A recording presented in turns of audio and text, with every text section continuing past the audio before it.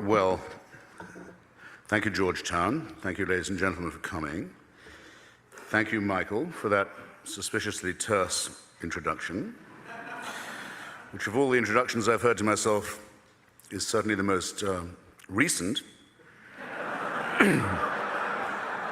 Thank you seriously to the Ethics and Public Policy Center for your work, for conceiving this idea, for encouraging me to do it, for bringing us Dr. McGrath all the way from our common alma mater of Oxford, and for the regular seminars that you may not know that Michael does all the time on these matters of faith versus reason, which is after all the ground on which we're met this evening. I always come before events like this with antagonists like Dr. McGrath with a slight sense, a very slight sense, hope it doesn't sound self-pitying, of inequality. My views are, if I say it for myself, tolerably well advertised. And if they're not, it's partly your fault. Because what I say is fairly intelligible, very plainly stated. You know what I think if you care to find out. When I debate with Jews and Muslims and Christians, I very often find, I say, well, do you really believe there was a virgin birth? Do you really believe in a Genesis creation? Do you really believe in bodily resurrection? And I get a sort of Monty Python reply. Well, there's a little bit of metaphorical, really. I'm not sure, and I'm going to find out, I'm determined to find out this evening, which line on this my antagonist does take, and I want you to notice, and I want you to test him on it. Because I think it's fair, and I'm going to talk to him and to you as if he did represent the Christian faith. I can't do all three monotheisms tonight. I may get a whack at the other two in the course of the discussion. I can only really do his. And I'm going to assume that it means something to him and that it's not just a humanist metaphysics. And I think I'm entitled to that assumption. The main thing I want to dispute this evening, because I'm either drowning in time with 20 minutes, it's either too much or too little, is this. You hear it very often said by people of a vague faith that, well, it may not be the case that religion is metaphysically true. Its figures and its stories may be legendary or dwell on the edge of myth, prehistoric. Its truth claims may be laughable. We have better explanations for the origins both of our cosmos and our species now, so much better so, in fact, that had they been available to begin with, religion would never have taken root. No one would now go back to the stage when we didn't have any real philosophy. We only had mythology. When we thought we lived on a flat planet, or when we thought that our planet was circulated by the sun instead of the other way around, when we didn't know there were microorganisms as part of creation and that they were more powerful than us and had dominion over us rather than we them, when we were fearful, the infancy of our species, we wouldn't have taken up theism if we'd known now what we did then. But allow for all that. Allow for all that. You still have to credit religion with being the source of ethics and morals. Where would we get these from if it weren't for faith? I think if, in the time I've got, I think that's the position I most want to undermine. I don't believe that it's true that religion is moral or ethical. I certainly don't believe, of course, that any of its explanations about the origin of our species or the cosmos or its ultimate destiny are true either. In fact, I think most of these have been conclusively, utterly discredited. But I'll deal with the remaining claim. Is it moral? Again, I can only do Christianity this evening. Is it moral to believe that your sins, yours and mine, ladies and gentlemen, brothers and sisters, can be forgiven by the punishment of another person? Is it ethical to believe that? I would submit that the doctrine of vicarious redemption by human sacrifice is utterly immoral. I might, if I wished, if I knew any of you, or you were my friends, or even if I didn't know you, but I just loved the idea of you. Compulsory love is another sickly element of Christianity, by the way. But suppose I could say, look, you're in debt. I've just made a lot of money out of a God-bashing book. I'll pay your debts for you. Maybe you'll pay me back someday, but for now I can get you out of trouble. I could say, if I really loved someone who'd been sentenced to prison, if I could find a way of saying I'd serve your sentence, I'd try and do it. I could do what Sidney Carton does in A Tale of Two Cities. If you like, I'm very unlikely to do this unless you've been incredibly sweet to me. I take your place on the scaffold, but I can't take away your responsibilities. I can't forgive what you did. I can't say you didn't do it. I can't make you washed clean. The name for that in primitive Middle Eastern society was scapegoating. You pile the sins of the tribe on a goat, you drive that goat into the desert to die of thirst and hunger, and you think you've taken away the sins of the tribe. A positively immoral doctrine that abolishes the concept of personal responsibility on which all ethics and all morality must depend. It has a further implication. I'm told that I have to have a share in this human sacrifice, even though it took place long before I was born. I had no say in it happening.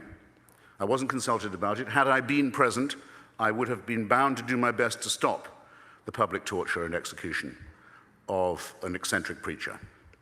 I would do the same even now.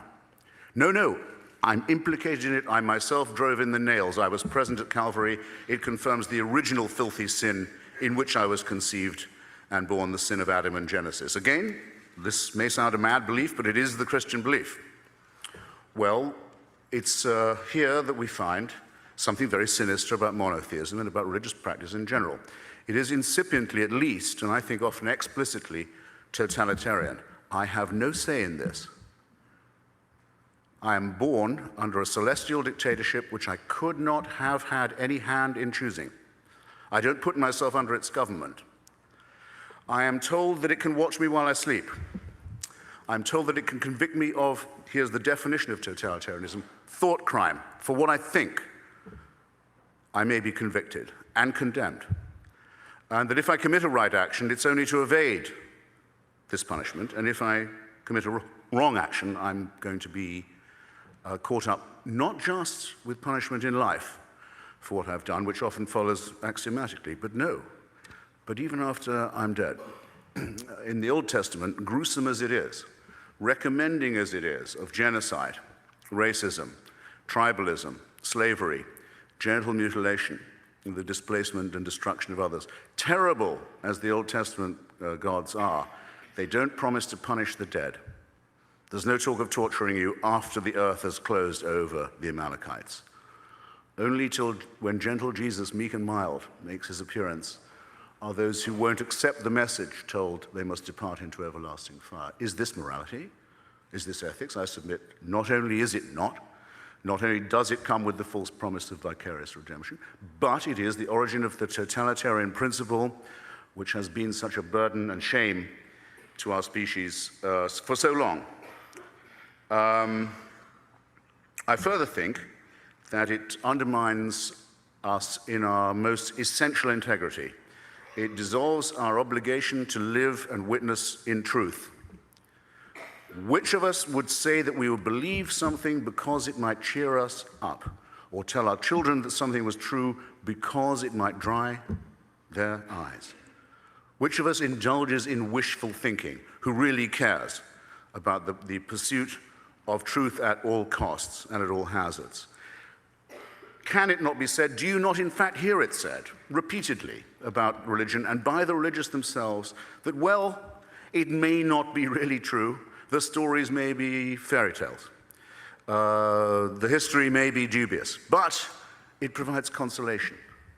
Can anyone hear themselves saying this or have it said of them without some kind of embarrassment, without the concession that thinking here is directly wishful? That yes, it would be nice if you could throw your sins and your responsibilities on someone else and have them dissolved, but it's not true, and it's not morally sound. And that's the second ground of my indictment. Michael, you will tell me when I'm trespassing on the time of Dr. McGrath, won't you? On our integrity, our basic integrity, in knowing right from wrong and being able to choose the right action over a wrong one, I think one must repudiate the claim that one doesn't have this moral discrimination innately, that no, it must come only from the agency of a celestial dictatorship, which one must love and simultaneously fear. What is it like? I've never tried it. I've never been a cleric. What is it like to lie to children for a living and tell them that they have an authority that they must love, compulsory love, what a grotesque idea, and be terrified of at the same time? What's that like, I want to know? and that we don't have an innate sense of right and wrong. The children don't have an innate sense of fairness and decency, which of course they do. What is it like? I can personalize it to this extent. My mother's Jewish ancestors are told that until they got to Sinai, they'd been dragging themselves around the desert under the impression that adultery, murder, theft, and perjury were all fine. They get to Mount Sinai only to be told it's not kosher after all. I'm sorry. Excuse me. We must have more self-respect than that for ourselves and for others. Of course, the story is a fiction. It's a fabrication exposed conclusively by Israeli archaeology. Nothing of the sort ever took place, but suppose we take the metaphor. It's an insult. It's an insult to us. It's an insult to our deepest integrity. No, if we'd believed that perjury, murder, and theft were all right, we wouldn't have got as far as the foot of Mount Sinai or anywhere else. Now we're told what we have to believe. And this is coming now to the question of whether or not science, reason, and religion are compatible, or I would rather say reconcilable. The great Stephen Jay Gould, the late great Stephen Jay Gould, said that he believed they were non-overlapping magisteria. You can be both a believer and a person of faith. Sitting in front of me is a very distinguished, extremely distinguished scholar, Francis Collins, helped us to unlock the Human Genome Project, who is himself a believer. I'd love to hear from him. I hope we will hear from him. I don't believe he says that his discoveries in the genome convinced him of the truth of religion. He holds it, as it were, independently. I hope I do you no wrong, sir, in phrasing it like that. Here's why I, a non-scientist, will say that I think it's radically irreconcilable, I'd rather say, than incompatible. I've taken the best advice I can on how long Homo sapiens has been on the planet. Carl Sagan, Richard Dawkins, many others, and many discrepant views from theirs, reckon it's not more than 250,000 years, 250,000 years. It's not less either. I think it's roughly accepted. I think, sir, you wouldn't disagree. 100,000 is the lowest I've heard. And actually, I was about to say, again, not to sound too Jewish, I'll take 100,000. I only need 100,000. Call it 100. For 100,000 years, Homo sapiens was born, usually, well, not usually, but very often dying in the process or killing its mother in the process. Life expectancy probably not much more than 20, 25 years. Dying probably of the teeth after that, very agonizingly, near to the brain as they are, or of hunger, or of microorganisms that they didn't know existed, or of events such as volcanic or tsunami or earthquake types that would have been wholly terrifying and mysterious, as well as from turf wars over women, land, property, food, other matters. You can fill in, imagine it for yourself, what the first few tens of thousands of years were like. And we like to think, learning a little bit in the process, and certainly having gods all the way, worshipping bears fairly early on, I can sort of see why. Sometimes worshipping other human beings, big mistake. I'm coming back to that if I have time. This and that and the other thing. But exponentially perhaps improving, though in some areas of the world very nearly completely dying out, and a bitter struggle all along. Call it 100,000 years. According to the Christian faith, heaven watches this with folded arms for 98,000 years, and then decides it's time to intervene. And the best way of doing that would be a human sacrifice in primitive Palestine, where the news would take so long to spread that it still hasn't penetrated very large parts of the world. And that would be our redemption of the human species. Now, I submit to you, ladies and gentlemen, that that is what I've just said, which you must believe to believe the Christian revelation, is not possible to believe, as well as not decent to believe. Why is it not possible? Because a virgin birth is more likely than that. A resurrection is more likely than that. And because if it was true, it would have two further implications. It would have to mean that the designer of this plan was unbelievably lazy and inept, or unbelievably callous and cruel and indifferent and capricious. And that is the case with every argument for design and every argument for revelation and intervention that has ever been made. But it's now conclusively so because of the superior knowledge that we've won for ourselves by an endless struggle to assert our reason, our science, our humanity, our extension of knowledge against the priests, against the rabbis, against the mullahs who've always wanted us to consider ourselves as made from dust, or from a clot of blood, according to the Quran, or as the Jews are supposed to pray every morning, at least not female or Gentile. And here's my final point, because I think it's coming to it. The final insult that religion delivers to us, the final poison it jets into our system. It appeals both to our meanness, our self-centeredness, and our solipsism, and to our masochism. In other words, it's sadomasochistic. I'll put it like this. You're a clot of blood, you're a piece of mud, you're lucky to be alive. God fashioned you for his convenience, even though you're born in filth and sin. And even though every religion there's ever been is distinguished principally by the idea that we should be disgusted by our own sexuality. Name me a religion that does not play upon that fact. So you're lucky to be here, originally sinful and covered in shame and filth as you are. You're a wretched creature. But take heart. The universe is designed with you in mind. And heaven has a plan for you. Ladies and gentlemen, I close by saying, I can't believe there is a thinking person here who does not realize that our species would begin to grow to something like its full height if it left this childishness behind, if it emancipated itself from this sinister, childish nonsense. And I now commit you to the good Dr. McGrath. Thank you.